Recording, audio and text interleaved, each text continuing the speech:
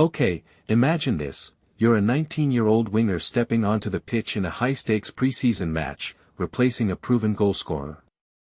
No pressure, right? But Ryan McAidoo didn't just survive, he made everyone watching immediately think, whoa, this kid might be special.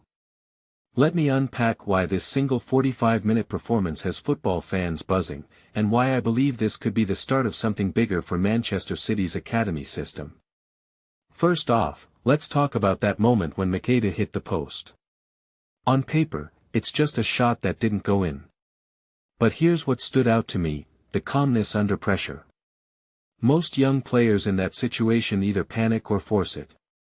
McAidoo took a touch, sized up the angle, and struck it with precision. The fact that it kissed the woodwork instead of going in feels almost cruel, like watching a magician fail a trick by an inch. And yet, that single moment told me everything about his mentality. But wait, why does this even matter?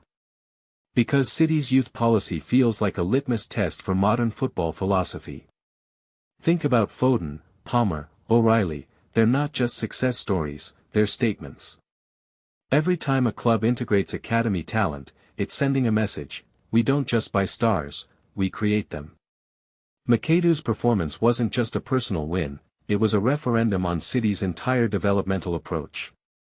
And honestly, I think that's why Maresca's comments about giving young players a chance carry so much weight. The man has a track record, Leicester's debutante season, Chelsea's academy revival. He's not just paying lip service to youth, he's built a career on spotting potential before it's obvious. Now, let's dissect the bigger picture. Why do some players like Foden explode onto the scene while others fade? McAidoo's case makes me wonder, is it raw talent, coaching, luck, or something else? The BBC analyst compared him to those established stars, but here's the thing, I noticed McAidoo's decision-making stood out even more than his dribbling. There's this subtle confidence in how he positions himself between the lines, like he already knows where the space will open up. It's the kind of intuition you can't coach, it either clicks or it doesn't. And in that moment when he cut inside and forced the near-post clearance, that wasn't just skill, it was anticipation. But here's my contrarian take, does this performance actually prove anything? Preseason matches against hybrid lineups are basically football's version of dress rehearsal, high stakes but weird context. The real test comes when the regular season pressure cooker starts boiling. Will McAidoo maintain this edge when defenders are hunting him instead of adjusting to his pace? This is where most hype trains derail. Yet Maresca's willingness to experiment suggests City's staff sees sustainable potential, not just flashy footwork. And honestly, that lone talk feels like a smokescreen.